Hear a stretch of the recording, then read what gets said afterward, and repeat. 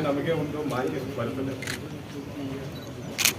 Bangur check post ಒರಿಸ್ಸಾದಿಂದ Maharashtra ಹೋಗುವ ಒಂದು ಲಾರಿಯಲ್ಲಿ ಗಾಂಜಾ ಸಾಗಾಣೆ ಆಗ್ತಿರಬಹುದು ಅನ್ನೋ ಮಾಹಿತಿ ಸಿಕ್ಕಿರುತ್ತೆ. ಆ ಲಾರಿ ಒಟ್ಟಿಗೆ ಒಂದು ಎಸ್ಕಾರ್ಟ್ ವೆಹಿಕಲ್ ಅವರಿಗೆ ಪ್ರೊಟೆಕ್ಷನ್ಗಾಗಿ ಅಥವಾ ಅವರಿಗೆ ವಾರ್ನಿಂಗ್ ಕೊಡುವುದಕ್ಕಾಗಿ ಇನ್ನೊಂದು ವೆಹಿಕಲ್, ಇನ್ನೊಂದು ಕಾರು ಕೂಡ ಈ ಸಾಗಾಣೆಗೆ ಸಹಕರಿಸುತ್ತಾ ಈ ಲಾರಿ ಒಟ್ಟಿಗೆ ಹೋಗ್ತಾ ಇದೆ ಅನ್ನೋ ಮಾಹಿತಿ ನಮಗೆ ನಿನ್ನೆ ಬರ್ತದೆ. ಮಾಹಿತಿ ಬಂದ ತಕ್ಷಣ ನಾವು ನಮ್ಮ ಜಿಲ್ಲಾಧಿಕಾರಿಗಳು ಐಜಿಎಸ್ಆರ್ ತಿಳಿಸಿ ಒಂದು ತಂಡವನ್ನು ರಚಿಸಿ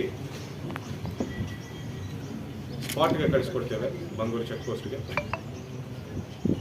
ನಿನ್ನೆ ಈವ್ನಿಂಗ್ ಸುಮಾರು ನೈಟ್ ಟೈಮ್ ಕತ್ತಲಾದ ಮೇಲೆ ನೈಟ್ ಟೈಮ್ ನಮ್ಮ ತಂಡ ಅಲ್ಲಿ ರೈಡ್ಗೆ ವಾಚ್ ಮಾಡ್ತಿರುವಾಗ ಒಂದು ಲಾರಿ ಅನುಮಾನಾಸ್ಪದವಾಗಿ ಹೋಗ್ತಿರುವುದನ್ನು ಕಂಡುಬಂದು ಲಾರಿಯನ್ನು ತಡೆದು ನಮ್ಮವರು ಶೋಧನೆ ಮಾಡ್ತಾರೆ. ಸರ್ಚ್ ಮಾಡಿದ್ದಾಗ ಸುಮಾರು 300 ಕಿಲೋ ಗಾಂಜಾ ನಮ್ಮ ಪೊಲೀಸರಿಗೆ ಸಿಕ್ಕಿರುತ್ತದೆ. 300 ಕಿಲೋ ಗಾಂಜಾವನ್ನು ಪ್ಯಾಕ್ ಮಾಡಿ ಪ್ರಾಪರ್ಲಿ ಪ್ರೊಫೆಷನಲಿ ಪ್ಯಾಕ್ ಮಾಡಿ 300 ಕಿಲೋ ಗಾಂಜಾವನ್ನು ಒರಿಸ್ಸಾದಿಂದ ಮಹಾರಾಷ್ಟ್ರಕ್ಕೆ ಸಾಗಣೆ ಮಾಡ್ತಿರುವುದಾಗಿ ಆರೋಪಿಗಳು ತಿಳಿಸಿರುತ್ತಾರೆ ನಮಗೆ ಮಾಹಿತಿ. ಎಲ್ಲ ಗಾಂಜಾವನ್ನು ನಾವು ಅಲ್ಲೇ ವಶಪಡಿಸಿಕೊಂಡು ಪ್ರೊಸೀಜರ್ ಪ್ರಕಾರ NDPS ಪ್ರೊಸೀಜರ್ ಪ್ರಕಾರ ಸೀಸ್ ಮಾಡಿ ಕೇಸ್ ಮಾಡಿರ್ತೇವೆ. 4 ಆರೋಪಿಗಳನ್ನು ನಾವು ವಶಕ್ಕೆ ಪಡೆದಿದ್ದೇವೆ.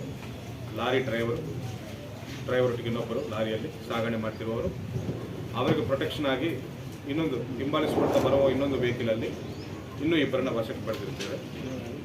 ಹಾಗೂ ಅವರ ಮೊಬೈಲ್ಸ್ಗಳನ್ನು ಕೂಡ ಸೀಸ್ ಮಾಡಿದ್ದೇವೆ. ಸ್ವಲ್ಪ ಮಟ್ಟದ ಹಣ 9,000 ರೂಪೀಸ್ ಅವರು ಕ್ಯಾರಿ ಮಾಡ್ತಿದ್ದಾರೆ, ಅದನ್ನು ಕೂಡ ನಾವು ಪಡೆದಿದ್ದೇವೆ. ಮಹಾರಾಷ್ಟ್ರ ತಗೊಂಡು ಹೋಗಿ ಅಲ್ಲಿ ಮಾರಬೇಕು ಅನ್ನೋ ಉದ್ದೇಶದಿಂದ ಅದನ್ನು ಸಾಗಣೆ ಮಾಡ್ತಾ ಇದ್ದೇವೆ ಅಂತ ಅವರು ನಮಗೆ ತಿಳಿಸಿರ್ತಾರೆ. ಸೊ ಎಸ್ಟರ್ಡೇ ನಮ್ಮ ಇಡೀ ತಂಡ ಒಂದು ಗಾಂಜಾ ರೈಡನ್ನು ಯಶಸ್ವಿಯಾಗಿ ನಿನ್ನೆ ಮಾಡಿದ್ದಾರೆ. ಸೊ ಅದನ್ನು ನಿಮ್ಮ ಮೀಡಿಯಾ ಮುಖಾಂತರ ನಾನು ಎಷ್ಟು ಅರೌಂಡ್ ಒಂದು 3 ಕೋಟಿ ರೂಪಾಯಿ 1 ಕಿಲೋ 1 ಲ್ಯಾಕ್ ರೂಪೀಸ್ ಅಂತ ಮಾರಬೇಕಂತ ಇರ್ತಾರೆ ಅವರು. ಸೊ ಆ ಲೆಕ್ಕದಲ್ಲಿ ನೋಡಿದ್ರೆ 300 ಲಕ್ಷ ಅಂದರೆ 3 ಕೋಟಿ ರೂಪಾಯಿ ಬೆಲೆ ಬಾಳುವ ಗಾಂಜಾ.